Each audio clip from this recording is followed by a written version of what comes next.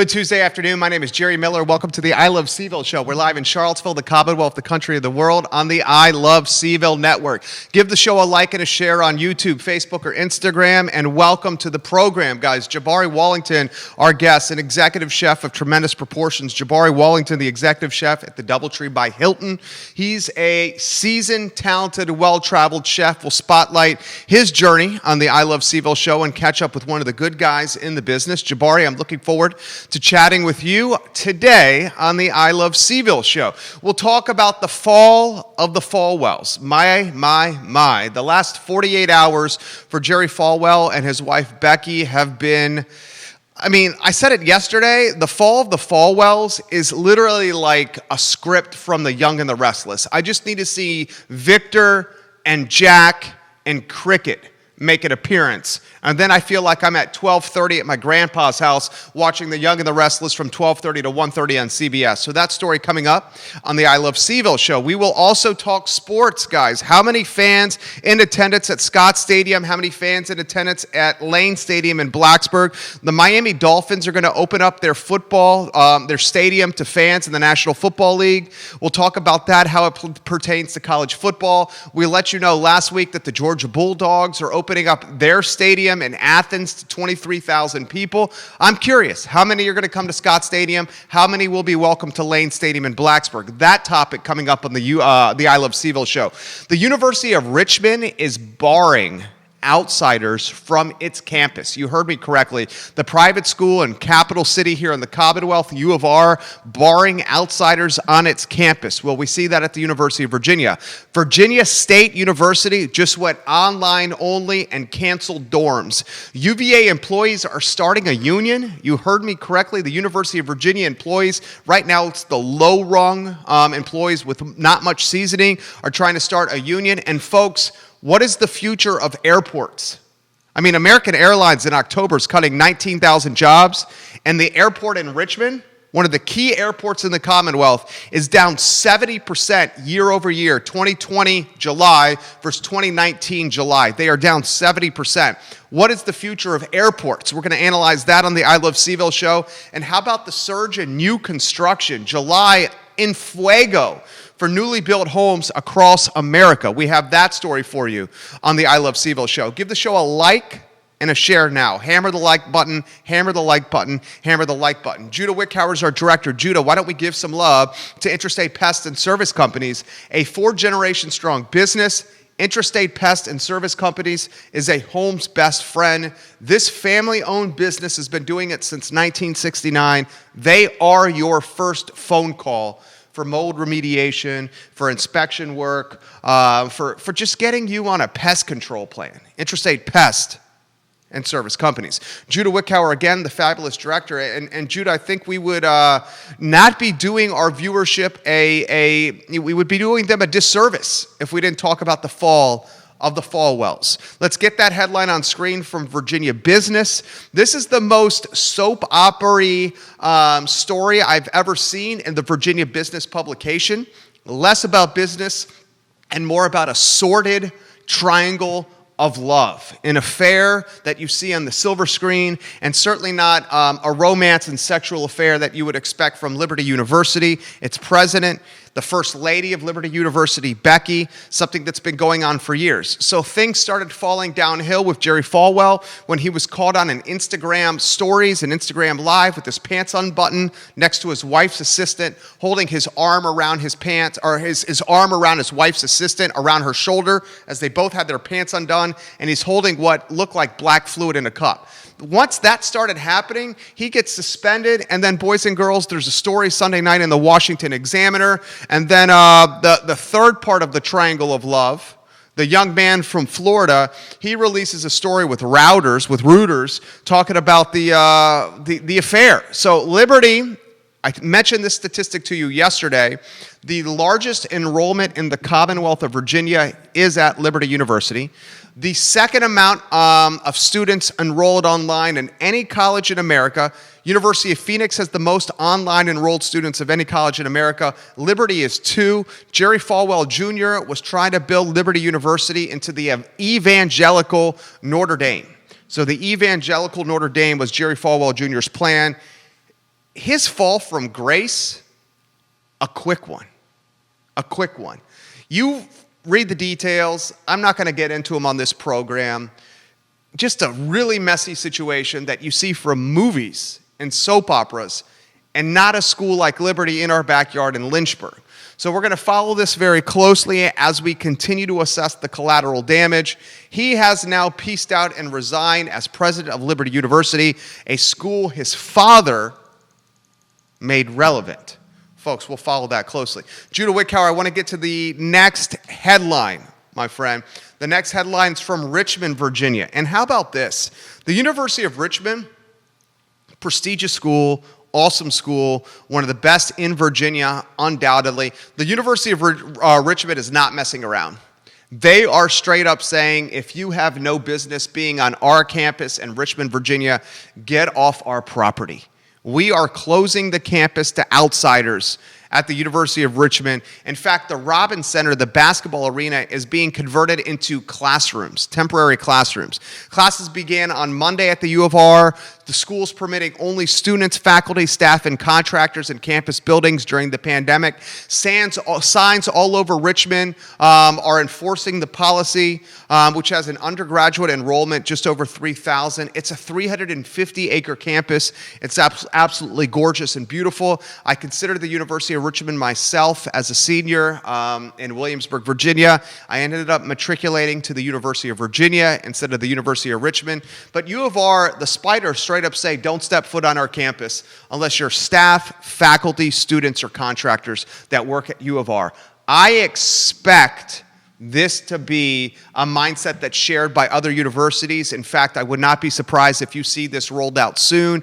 I expect to see Charlottesville at the University of Virginia, Virginia Tech in Blacksburg, William and Mary in Williamsburg, to also keep outsiders from going on grounds as they try to control a pandemic. It's tough because I don't know about you, my family and I love walking around grounds, but at the same time, do what you got to do to get out of this. U of R not allowing people not tied to the university to walk on their grounds in Richmond. The next headline from Virginia State University, and how about this one? Virginia State University, guys, just said, peace out, we're done. Virginia State University goes completely online. VCU cancels on-campus housing yesterday. Initially, the school planned to begin the semester online and move students into its 11 residence halls on September 14th. The extra time was meant to allow its 4,000 students, faculty, and staff to be better tested at home as they return to VSU. So Virginia State University says, peace out, we're done. We're going online. We're canceling housing from a dorm standpoint as well. Interesting story. Very good coverage from the Richmond Times-Dispatch. I read a lot of Richmond publications. Frankly, I read a lot in general. And the president of the university was very frank. And the president said, COVID-19 is impacting people of color more than white people. And the data backs it up. The president of the university at Virginia State University says, we have, and I'm going to read the quote verbatim, VSU serves a population that is at a higher risk of COVID-19, the president said.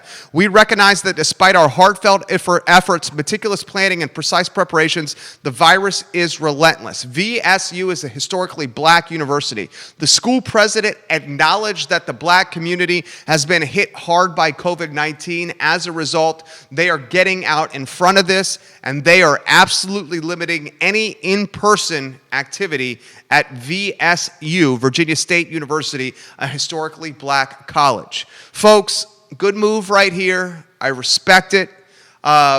Here's the tough part. VSU did not fall victim to this. Other schools have. NC State has. UNC has. More on NC State later.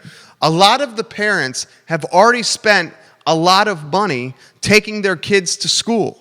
That's getting a hotel, that's packing the car. You know how much of a pain in the tail? Remember what it was like when you brought your kid to college? Or remember if you were a kid, what it was like as your parents tried to pack you in a car for a year, living away from your house? It's inconvenient. So a lot of the parents have already packed and taken their kid to school. So a school like VCU trying to get ahead of this and say, look, slow down, don't move in yet. I wish other schools had done that to save some of these families money and travel and time. But Virginia State University goes completely online. Now, let's stay in the university sector. Okay? And Judah, I sent you a headline that's upcoming from American Airlines and them firing 19,000 people. So take a look at that. First, let's get the UVA employees trying to start a union headline on screen. UVA employees, and it's a lot of the low-level employees right now. It's not the high-level ones, the tenured ones. So right now, it has not gotten the traction that you think it would. It's on screen. Look at the screen. Look at the screen. UVA employees trying to start a union.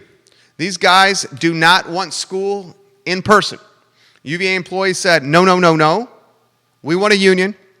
We're going to call for the semester to be completely online. Most of the ones that are in the union now are graduate students and low-level totem pole folks. But this could be something else that materializes from COVID, more collective bargaining. We saw the power of collective bargaining, and we saw the power of unification and putting numbers together with Charlottesville City teachers. Charlottesville City teachers, Shannon Gillikin and her peers, quickly came together, created an open source letter through Google, and presented this letter to the Charlottesville City School Board, a very organized approach for Charlottesville City schools, essentially a early stage version of collective bargaining. They did not form a union, but they had a voice from a collective group of people. Well, that could be something that manifests itself from COVID-19. The influence or the prioritization of collective bargaining or the power in numbers. We saw that with Albemarle County teachers. We see Orange County teachers struggling to get their collective bargaining voice in order, and as a result, Orange County's in school. We saw Charlottesville City teachers organize quickly with one common voice, and it had an impact on the school board and the superintendent. We saw the same thing from Albemarle County. Its teachers unified very shortly thereafter Charlottesville City teachers, and one voice and one letter sent to the school board had an influence in Albemarle County.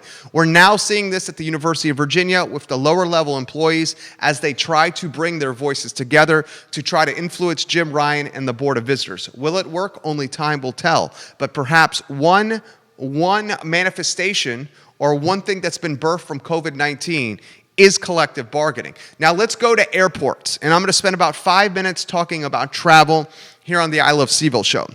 Before I go to a macro headline in American Airlines, I want to talk about Richmond Airport, Judah Wickower. Let's get that headline on screen, my friend. You know, the airport in Richmond, passenger traffic decreased 70% in July of 2020 versus July of 2019.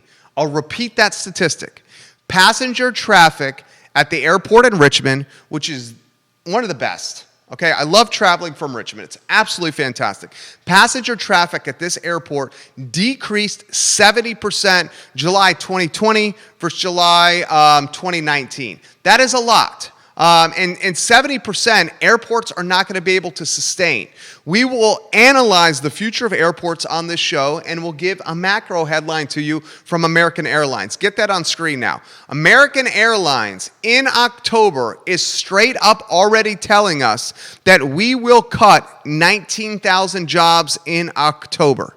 19,000 jobs. The carrier expects its fourth quarter capacity to be half of year-ago levels with travel demand still down.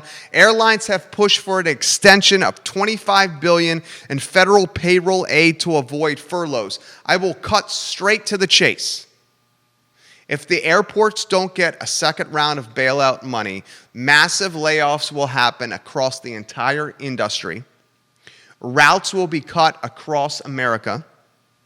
The cost of flying will increase because there's less bodies in the tin cans. When there's less bodies in the tin cans, prices will go up. We are at a crossroads of historical proportions for the airline industry and all the employees that work for this industry. Richmond Airport will see routes cut. Richmond Airport will see furloughs and layoffs. You cannot run a business at a 70% reduction in capacity year over year and not make drastic cuts across the board. The question I have for you, we do not feel comfortable going in restaurants inside. Many don't feel comfortable going inside movie theaters. If we don't feel comfortable going inside restaurants or movie theaters that are operating no more than 50 people inside each individual theater and seats set 10, 15 feet apart in a 50-person movie theater, why would we feel comfortable riding on an airplane? Until we get a vaccine, and a ubiquitous, approachable, rolled-out vaccine will not happen until 2021, regardless of what you're hearing. Until we get a vaccine, this industry is in absolute peril. I ask myself, which industries in the short term will step up and fill the gap and fill the void? Well, if you've noticed, electric vehicles and the sales of electric vehicles are spiking through the roof. Folks would rather get in a car with their wife, their mom, their dad, their husband, their uncle, their aunt, and their kids, as opposed to get in an airplane with strangers. As electric vehicles become more ubiquitous, and as the price points for electric vehicles become more reasonable and approachable, and as charging stations sprout up everywhere in America, certainly everywhere in Charlottesville. Aren't you seeing those charging stations for EV vehicles sprouting up everywhere? This type of transportation is going to begin cannibalizing trains, planes, and buses. Public transportation, the thought of it is absolutely terrifying right now. As a result, CAT, Charlottesville Albemarle Transit, is doing whatever it can to scrape by and stay alive. Charlottesville Albemarle Transit is the body on the ER operating room table, and a handful of doctors are over this body with the electric pads trying to restart the heart of Charlottesville Albemarle Transit. That very well could be the way of the airlines if we do not get a vaccine. Now, folks, I will follow CHO and Charlottesville Albemarle Regional Airport closely as they release statistics year over year on how their business is suffering. My friends, I am very fearful that the cost of flying is going to go exponentially higher. My friends, I'm very worried that those employed by the airlines will be furloughed and lose their jobs at clips we've never seen before. My friends, I am very worried that routes will be diminished and cut across the country. And my friends, I expect transportation from electric vehicles to soon cannibalize people from getting on planes, trains, and buses. We will follow that very closely on the I Love CVille show. Very quickly, Judah Wickhauer, before we get to Jabari. Jabari, I'm going to reach out to you in about 2 minutes here on the I Love CVille show. New construction. People want to get out of apartments. They're tired of an 800 square foot apartment that they're sharing with a buddy, that maybe they've been in an apartment one time in February in all of 2020 and are essentially paying $2,000 a month to store their clothes in a city. People are getting frustrated with that. And what they're doing is they're building their dream homes from a new construction standpoint. I have the statistics to back it up. Folks, new home sales surged 36% in July. New construction, working with a builder like John Kerber of Dominion Custom Homes, surged 36% in July, new construction. This is the strongest 1 month of new construction since 2006. Did you just hear me? This is the best month we have had for new construction sales in America in 14 years. That is the influence of COVID-19. Now, I learned something today, Real Talk, powered by the Yes Team Realtors. It's a show we do on this network, 10:15 a.m. on Tuesday and Friday, powered by the Yes Team and Keith and Jonas Smith. Keith Smith, the star of the show. And what he's seeing, and we talked about this today on the show, what he is seeing in today's world is the home is being more than just a home. The home is now our palace. We need a place to work out because we're not going to the gyms. We need 1 or 2 offices to accommodate mom and dad working from home. Heck, We may even need a third office now so little Johnny doesn't have to learn his A, B's, and C's in the coat closet, or little Sarah doesn't have to learn her arithmetic in the pantry. So maybe homes now need a Zoom room for mom, a Zoom room for dad, and then a learning place where Susie and Johnny can learn virtually because they're not going to school. Maybe homes today need the backyard because we're quarantining and we need to get outside and we need to do it in a safe way. But what's happening with a lot of homes is people are choosing to customize their home at levels that they will never see the ROI on. For example, we're seeing a lot of pool construction. We learned this today on Real Talk, powered by the Yes Team Realtors. The return on investment on a pool that you install in your backyard, a new pool, will never match the money you put into that pool. Please be mindful of that. So while new construction is surging, and while the need for Zoom rooms, fiber internet through Ting, you can save $288, Judah Wickhauer, through iloveseville.ting.com. Put that link on screen. It's the cheapest price for Ting fiber internet you can get, iloveseville.ting.com. So while you need the Zoom rooms, while you need the fiber internet, while you need the backyard, the customization that is happening may not translate into ROI, especially if we find a vaccine and get out of this COVID tunnel that we're in. So we'll follow that very closely. But the stat, new construction surged 36% in July, the strongest one-month clip since 2006. Pretty impressive. Judah Wickhauer, I'm going to reach out to Jabari now. Jabari Wadlington, I first fell in love with his food at Restoration in Crozet. I followed this executive chef, the Farm Bell Kitchen on West Main, now at the DoubleTree on Route 29. One of the good guys in the business, one of the best chefs that we know. Jabari Wadlington, our guest, and he is now on the line, Judah Wickhauer, on the I Love CVille show where we're live in Commonwealth, the country, and the world. Jabari, if we can get you to turn that camera on for us so we can see your face, my friend, that would be great. All we need you to do is tap the screen, and we will have you live for our audience. There you are, sir. Looking good, looking good. Judah's giving me the green light. All right, Jabari, before we talk shop, sir, how about an introduction to you? I'm going to steal some of your thunder. Badass chef, father, beautiful wife, husband, family man, loves Charlottesville, just a likable, cool dude. All right, I'm out of your way. Who is Jabari and what is he all about? Food's always been my life. I've done this for, I would say, about 13, 15 years now. A long time.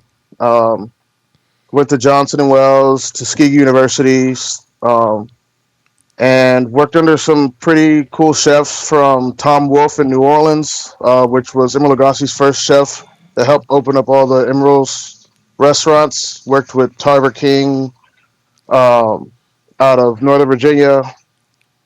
So many accolades, this guy. He's worked at the Fat Duck, in Washington. I worked at Goodstone Inn in Middleburg with him. Worked with Chris Carey. He showed me so much. He actually worked with Christian Kelly at Clifton Inn years ago. Wow. So I come to have a little camaraderie with Christian, and Christian's a good guy. And I've really just been trying to just hone my skills and just really get out in the community. My big thing is always to get out in the community, whether I'm opening a restaurant in Raleigh or I'm here in Charlottesville with my family now. And Charlottesville really has opened up to me with open arms from the family of Local Food Hub. They really helped me out a lot with a lot of things, doing a lot of fundraisers with them. From the owners at Happy Cook, doing cooking shows with them. So Charlottesville's really become a big part of my heart now, and definitely trying to be part of that and try and help Charlottesville grow with it, with me in it. So I've been around for a little bit. What actually brought me to Charlottesville in the first place was Trevinia. I worked for Trevinia Italian Kitchen for about 4 years. My store was in Aiken, South Carolina, and my mom lived in Northern Virginia, so I wanted to get closer. And we opened up the Charlottesville Trivinia, and the company was going through some changes, and I got an excellent opportunity. A friend of mine, Karen, who worked at, I guess it was Topeka's at the time, and she said Topeka's is about to close, Shadwell's is about to open. They need a executive chef to open it up, and that's kind of what led me to the restaurant scene here in Charlottesville from a local standpoint. And Shadwell's was kind of the breaking point for that, and then we ended up through ways, and then I was left Charlottesville for about 3 years. I was in D.C., and then my son was born, and we were going to either stay in Northern Virginia or come back here. It's cheaper to live in Charlottesville than it is Northern Virginia, believe it or not, from daycare or anything. So I came back and tried to get back in the swing of things, and it's been a roller coaster ride, but it's been fun ever since. And now I'm at the DoubleTree in Charlottesville after leaving Farm Bill Kitchen. I couldn't say anything more nice about the people, Hubbard and the family of Farm Bill and Red Hub. They've really opened their arms to me, and they were really kind and gave me a lot of leeway to do a lot of things. And the prep cook that I work with at Trivinia is actually the executive chef at Farm Bill now. So she's worked under me for so long. And Ophelia and Sandra, those two girls, man, look out for them. They are rock stars in this town, and they're taking Farm Bill with the reins, and they're doing a really, really good job there. I love it. I love it. So a lot to unpack here. This guy, one of the best chefs that we know here. So he mentions Christian Kelly. Christian Kelly, the executive chef and co-owner at Maya Restaurant. I will also say this, and someone passed this along to Christian Kelly. If you took any chef in Charlottesville and you put him on the bench press, Christian Kelly is going to do more reps on a bench press than any chef in Charlottesville. The dude is freaking jacked. He is jacked. He mentions the Happy Cook, Steve Belcher and Monique at the Happy Cook, who are doing great classes over there. He mentioned Shadwell's, PK, Ben, and Tommy, now ownership at Shadwell's. Farm Bell Kitchen, Ryan Hubbard, the fabulous guy behind there, and Red Hub, the barbecue joint right down the road from Farm Bell Kitchen. So, Jabari, you know kitchens in this town more than most. I'm going to get out of your way. So, yeah. Yeah, Restoration, Farm Bell, Trivinia, Shadwell's. I mean, you know it more than most. Okay, I'm going to get out of your way. COVID-19, Charlottesville, restaurants, anywhere you want to go on that topic. Oh, wow. You had made a comment, I think it was like in March or April, and you was like, this carry-out, takeout scene is going to be the new normal. And I was trolling on that. I was like, no, it's not going to happen. It can't be. And I think I was talking to my friend Alex, which was the executive chef at Downtown Grill. And we talk every once in a while, and we're trying to figure out, and we're noticing there's so much leasing space. But then we're looking at what restaurants are being successful now, and they're sticking to that grab-and-go model. And another person I've been watching closely is Angelique from Angelique's Kitchen. She started for the food truck. She's got a spot going into the dairy building, and it's a grab-and-go model. There's not a lot of overhead. You don't need bartenders. You don't need to buy a liquor license. There's so much overhead that you get away from. And even myself, I've even thought of like, okay, the grab and go carry out model is the way to go. Because even if you take it to a smaller spot, or if you take it to the old school bistro scene where it's just a couple seats, you come and get your food and get out, or go sit on the patio, enjoy the view, is what I feel is going to be the next thing, unfortunately, for the next couple of years. I don't think the whole fine dining scene can be where it used to be, especially with the amount of money that goes into it. The china, thousands of dollars in plateware, silverware, linens, wine inventory, liquor inventory, food inventory. And I think for restaurants to be successful now, it's got to be lean and small, limited menu, cross-utilization of product, using a lot of local products and being able to cross-utilize that. If you can get a pork butt and you can make 4 or 5 items with a pork butt, you're golden.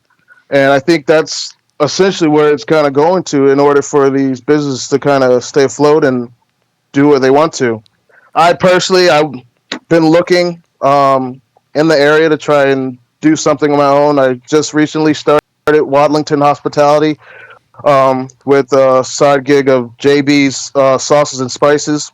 Right now, I'm dealing with the Department of Agriculture to try and get some sauces approved. So you will be seeing me at the farmers market and selling some hot sauces and spices.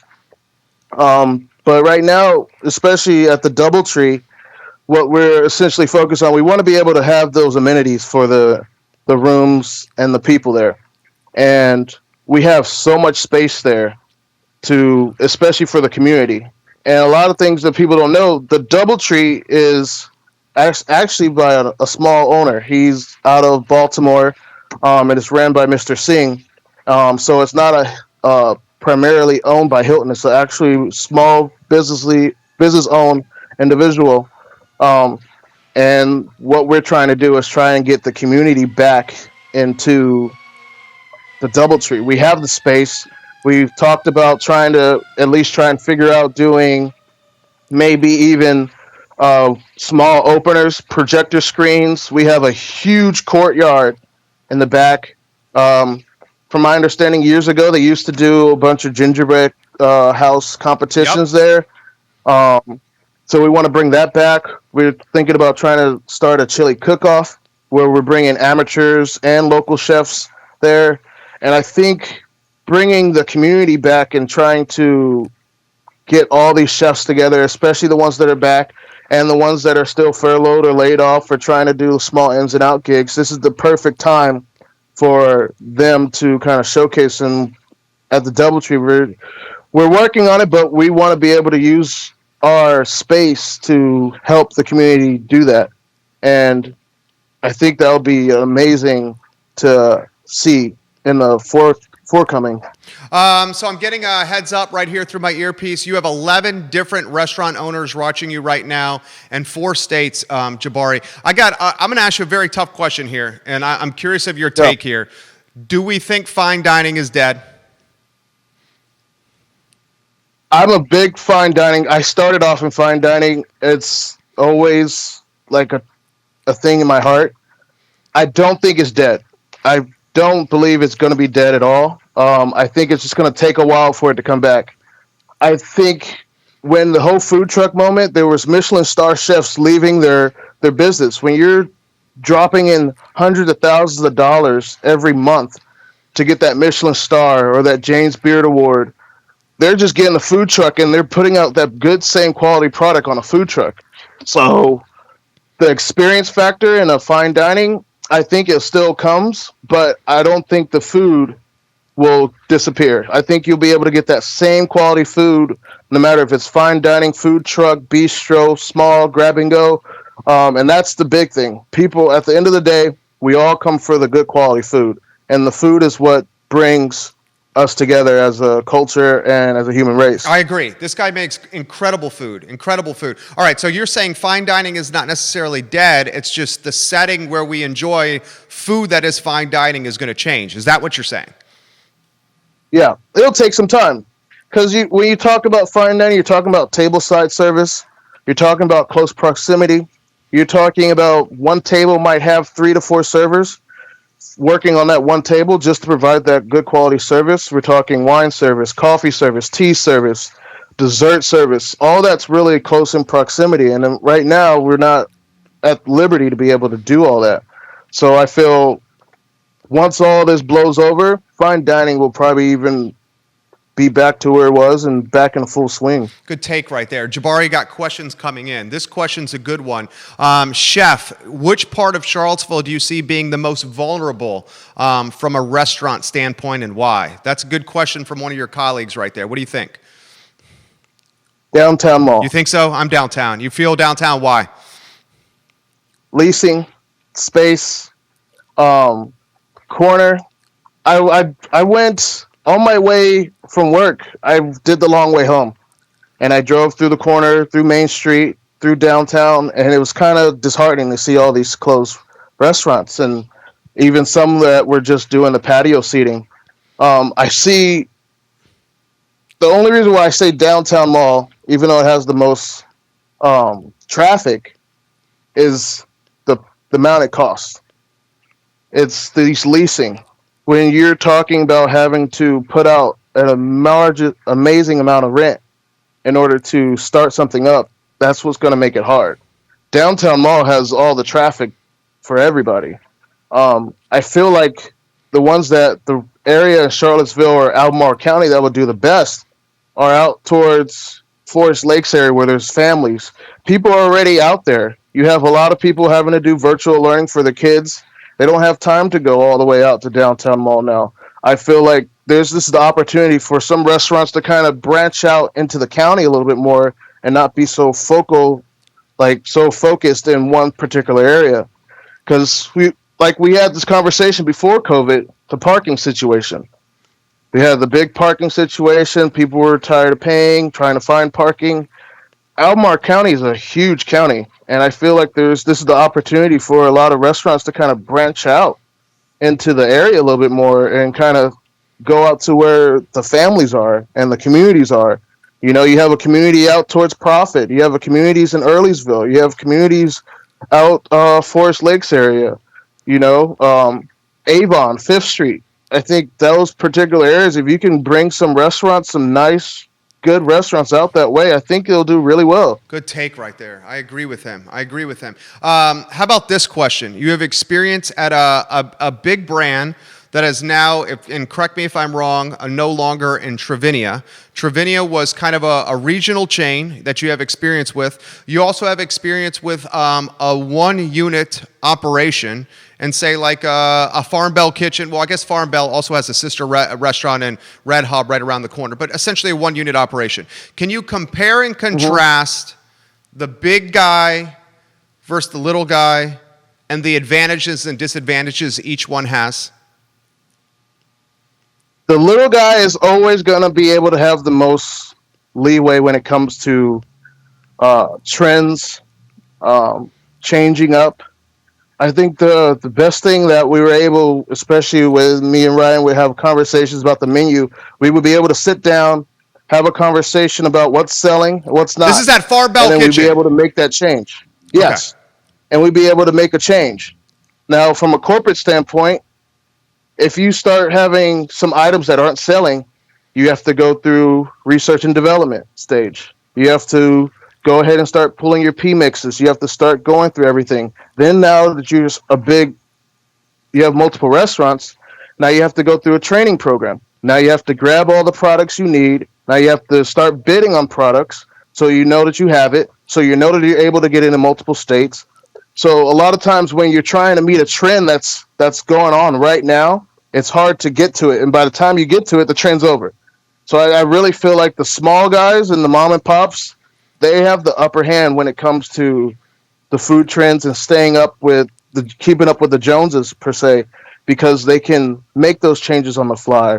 They can get what the people want a lot faster. Corporate, where you have a big chain, you have to take your time. You have to research. You have to make sure you're getting all the right product. You have to go to the training. You have to train all your managers. You have to train your front of house staff. You have to train your cooks. You have to make sure everybody knows it. You have to do testing. So a lot of that is what goes into play from the big guy versus the little guy. Good take. What happened? What do you think happened with Trevinia and Stonefield? Jabari, I was here in rent at $28,000 a month. That is a hell of a lot of lasagnas and a hell of a lot of cocktails over there. That place was dope, dude. The fire pits were fantastic to have cocktails by outside. The food was actually pretty legit too. The overhead seemed astronomical. What was your take on what happened with that location in Stonefield? The Stonefield, now I would say I wasn't there the longest, but the rent was definitely hard. I think with how things were going, Kevin, Cox, and Mark, they took me in with open arms. Douglas Austin, the owners and chef, when I was 24 years old. And they had me running a store in Aiken, South Carolina. And we made everything from scratch. And I think along the way, we got a big following. Everybody loved the product. From South Carolina and North Carolina, opened up a store in Morrisville, North Carolina, right outside of Raleigh, where I met a lot of good people. Matt Nottingham, a lot of good people, and along the way, we've grew the brand, and from there, we had the brand, so that we started growing. The company was growing well. We had Ralph that came on board to help get the company back in line and get everything ready. So because we were growing pretty fast, um, I can't speak too much about the financials and how everything was going, but I know there was a lot of restaurants along the coast, all the way from Florida up to Leesburg and Richmond. So there was a lot of restaurants all over the place. Um, and when you're talking about the restaurant game from the big side of things, I can't speak too much on, but that's a whole nother animal. It's a whole nother animal. You're dealing with location, you're dealing with leasing in different states, you're dealing with trends, trying to stay up with trends. What's in Kentucky? What's going on in Florida? What's going on in South Carolina? What's going on in North Carolina? And trying to stay up with what's going on in each area. I think people charge way too much for these leasing spots, for these commercial leasing spots. Restaurants, when it comes to overhead, we're talking wine inventory, liquor inventory, plates. Plates break all the time. Glasses, tableware, tables break. We have to fix plates. Equipment, an oven breaks. If you have a brick oven, if you have an oven in the back, all that stuff you need costs money. And I think when you're spending a lot of money on nice things, because everybody likes the nice glassware, nice plates, because they think they're in a nice place. But one plate just itself could cost between $10 to $30 for one plate. And I remember whenever we're doing costing on plates and trying to get plates, you want it to be a nice plate so you can get people out there, but it costs a lot. So little things just like spending thousands and thousands of dollars on plates, and it's just a minuscule of what's in a P&L on a restaurant. Linens, all this stuff come into play. That's why you see barbecue restaurants do it very well. It's paper, disposable, napkins. That's it. You don't have to deal with all this breakage and having to have a dishwasher That's and why buy I really chemicals. like. I'm going to throw this to you and get out of your way. You're a hell of a lot smarter than me. That's why I like the Jack Browns. Have you been to Jack Browns in the downtown mall? Yeah, so they have no Yep. vegetables on their burger, nothing that's going to go bad. They serve them on paper plates. They just throw it away, so it's not like they need the dishwasher outside the glasses of beer. They're not carrying liquor for the liquor inventory. They don't have the broken glassware that you're talking about because everything's served on paper. And their spot is super teeny. Right. And it's off the beaten path where their overhead is. Right. Is this the model of the future? Is it something like a Jack Brown's, or could it even be a ghost kitchen that has nobody inside, or just a food truck? Laura Fonner, a badass chef, leaves Dooners to create a dumpling food truck with Champion Hospitality. And she's crushing. She's doing yeah, awesome. so what are you thinking? What's your crystal ball say? Yeah. For me, I've always said, and I tell my wife this all the time, I'm like, I would rather have a small restaurant with 5 seats with a line out the door than a 125-seat restaurant with no line. Because I've built a demand, I see people coming, and people know that this is the. We still got you? Yeah, we got you. Yeah, sorry about that. No and problem. people know this is the place to be. So I always stuck to that small model. The smaller, the better.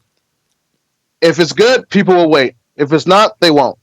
And when you have a smaller spot, you don't need as much staff. Your quality is better. You're able to pay attention to your guests a lot more.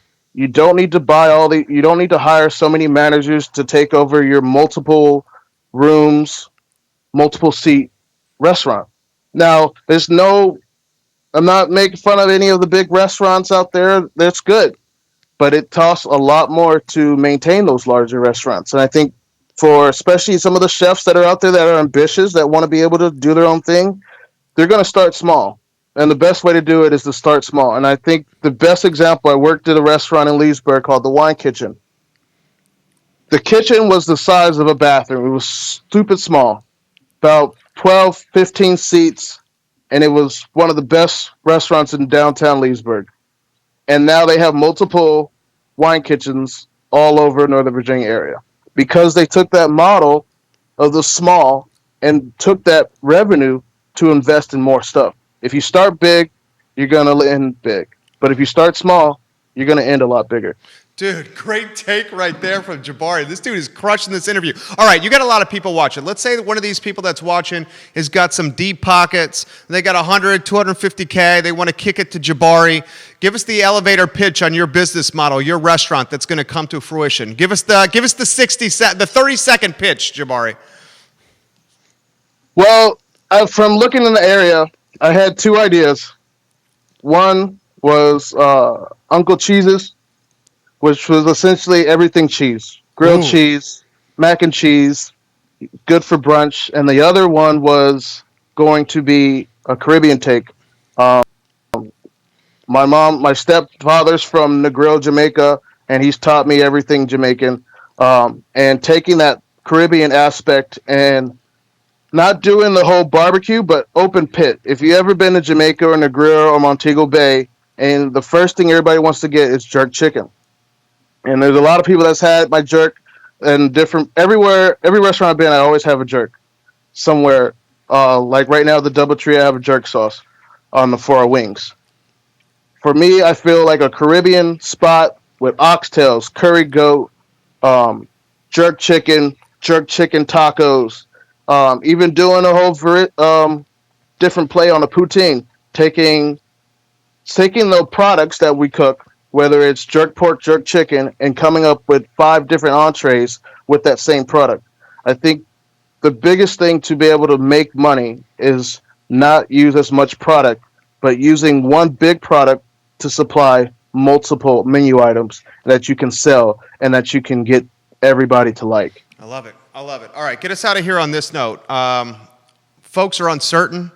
We're scared. We're feeling vulnerable. Some of us haven't left our house, dude. I just like you, I got a young child, and we're just trying to survive. We are a platform of hope, though. How about a message of hope anywhere you want to go for everybody that's watching? Keep your heads up. I was in the same place, and DoubleTree just called me back 3 weeks ago. So we were running out of money, but I kept my head up, and if you have any hobbies, anything, make money off of it. If you like to draw, you like to paint, you like to cook, you like to sharpen knives, anything, you like to cut lawns, any of that, take whatever your hobbies are and try to make some money off until everything kind of boils over or boils down, sorry. That's the best way. Keep yourself busy. Learn a new skill. You always want to learn how to code or play the piano. Take that time to learn something new, because teach your kids something that they never learned if you have kids. I think that's what kind of makes this time fly by, and then next year we'll be like, oh man, you remember that COVID thing? Yeah, 2020 sucks, yeah. Right? So just take that time and just learn something new and just keep your head up and then have fun. This is why I do. I was studying aeronautical engineering, and I'm doing what I love, and that's cooking and bringing people together. And food is what brings people together. And your food does, and you do it well. Chef, thank you for the time. You crushed today's interview. We'll reach out again. All the best to your family.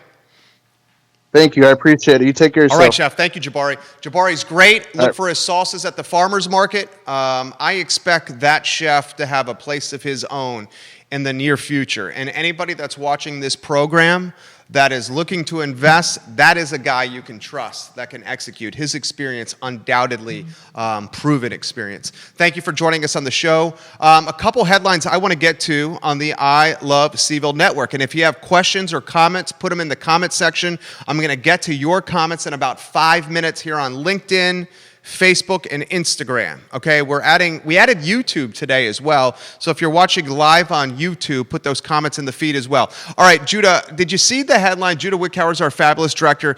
NC State has paused all athletic activity. This was ESPN last night. NC State has paused all athletics related after identifying 27 positive cases within the department. 27 positive cases within the department on Monday. NC State plays Virginia Tech in the opener. The reason I'm bringing this up to you, pausing athletics in Raleigh at NC State a couple of weeks before the Wolfpack play Virginia Tech. This is a concerning story for all of us that want to see college football. NC State has paused all athletic activity after 27 positive cases were found within the athletic department. This story made me worry about the NC State-Virginia Tech college football opener that's a couple of weeks away. Fortunately, in Charlottesville, our athletic department has had no COVID cases since July. Now, here is the difference between NC State and the University of Virginia. One difference. You know what that is? Students have returned to NC State and Raleigh. Students have not returned to the University of Virginia in Charlottesville. Students back in Raleigh, 27 positive cases in the athletic department, all sports paused for the moment. UVA, the athletic department, only 4 COVID cases, and that happened in July. Since July, nothing. The main difference, you don't have thousands of 18 to 22-year-olds running around the football players and the other sports teams in the athletic department. So follow this closely, and I'm curious to see how this is going to impact the Wolfpack and the Hokies in that season opener, guys. Next headline I want to get to, Judah Wickhauer, is 23 football All-Americans not playing. Did you see this one? There's 23 All-Americans, Associated Press All-Americans, that literally will not be playing football this year. You speak about the watered-down nature of college sports and COVID, this proves that point. 23 of the best football players in college football will not be playing college football this fall because their respective universities have stopped football. It makes the product a tad watered down. Fortunately, the ACC is still playing its ACC schedule. Would I have loved to seen a big-time clash with a Big Ten or a Pac-12? Absolutely, but it's not going to happen. 23 All-Americans not playing this season. How many fans in Scott Stadium? That's the question we have to ask. The reason I ask this question, Judah, before you get to that headline, put the Miami Dolphins headline up. The Miami Dolphins and the University of Miami. The University of Miami is an ACC school. The Miami Dolphins will allow 13,000 socially distanced fans at their home opener against the Buffalo Bills. The same plan will be followed for the University of Miami's home opener against UAB at Dolphin Stadium on September 10th. So if you're fans of the Miami Hurricanes and you want to go to their home opener against UAB, you have a chance to go. About 13,000 people. If you're a fan of the Miami Dolphins and you want to go to their home opener against the Buffalo Bills, about 13,000 people will go.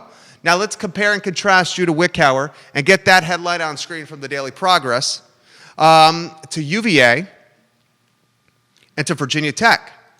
Both UVA and Virginia Tech are following the guidelines that are in place from the governor, and that limits attendance at Scott Stadium and Lane Stadium to 1,000 people or less. So you look at what the Georgia Bulldogs are doing in Athens.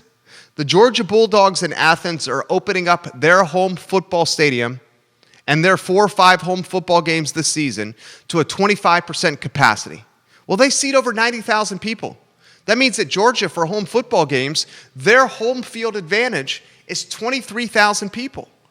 I think we can say 23,000 people in an arena can make more noise than 1,000 people, right? So I guess what I'm getting at is not all home field advantages in a COVID-19 world are the same.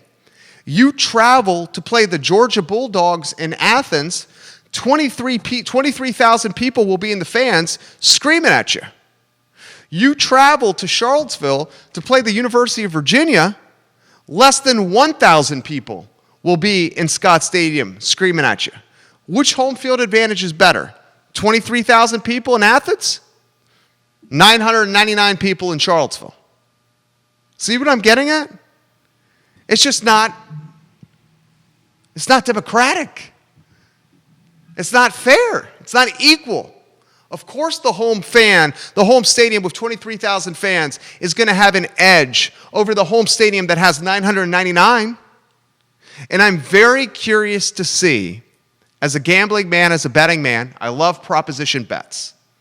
Okay, I'm an entrepreneur. Entrepreneurs take risk and hedge. That's what they do, instinctually. That's what I've been doing for 12 plus years, taking risk and hedging risk through strategies that limit that exposure. That's what I do really well. I hedge my risk and take strategic risks that, frankly speaking, have panned out from an advertising standpoint, from this standpoint, from a real estate standpoint, from a stock and equity standpoint. So the question I ask you, and the question I ask all of us, if 23,000 people are in Georgia and 999 people are in Charlottesville, how will the Las Vegas odds makers change the lines to reflect the home field advantages like Georgia's versus the home field advantages like UVA's? Normally, you get 3 points for playing at home. If you're hosting a game, you get 3 points for playing in your own crib. If you're playing in your own crib and there's only 999 people, will Vegas odds makers still kick those 3 points to the home team? Maybe not.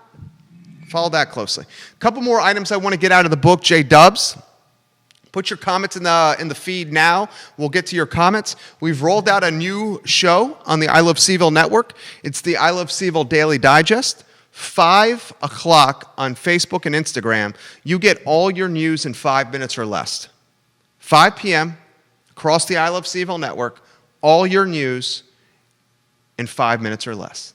Watch it at 5 o'clock. Viewer and listener comments, Judah Wittkower, my friend. Are you ready for that? Scott Aaronworth, the Esquire from Virginia Beach.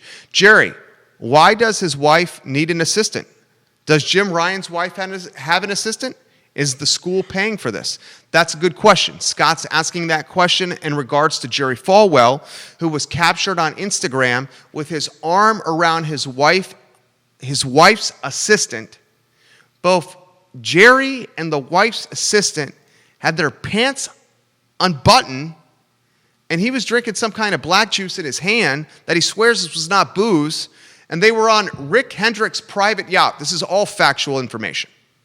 Rick Hendrick, the NASCAR titan, Hendrick Motorsports. Liberty University is a sponsor of Rick Hendrick's racing team. Rick Hendrick invites Jerry Falwell to his private yacht for a party. Falwell's captured on Instagram with his arm around his wife's assistant and both their pants were unbuttoned. Very weird situation that led to the fall of the Falwells. Kelly Lewis is watching. Kelly Lewis is good people. She says, CVille Trevinia, the original crew with a smiley face emoji. Kelly, did you work with Jabari at Trevinia? Or did you help open Trevinia? I'm curious. I loved going to Trevinia, sitting outside with a cocktail around the fire pit, having lasagna. I loved going there. But when your rent is $28,000 in Stonefield, that's a hell of a lot of lasagnas you got to sell. Hasta luego, peace out. So long. This is coming from Grace. Grace is watching in Nashville. Jerry, I check in with your show as much as possible. It really reminds me of my years in Charlottesville. My husband and I try to get to Charlottesville as much as possible as well. Thank you for spotlighting so much news on this show. We love to share it with our friends in Nashville as we head from Nash Vegas back to Charlottesville. Thank you for watching, Grace. James Watson, flat out weird. UVA versus Virginia Tech while it's still warm outside, and sadly, that's the best chance of the game happening. James Watson is exactly right. I was confused why UVA and Virginia Tech were playing a game in September.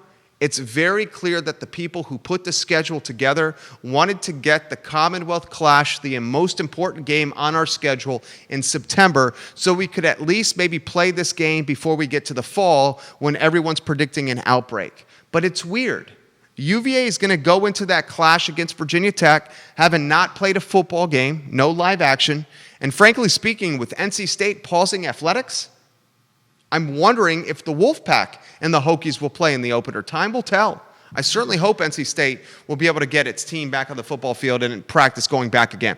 All right, a couple things I want to get out of the notebook before we get out of here. Miller's Minute coming up. The I Love CVille Daily Digest today at 5 o'clock.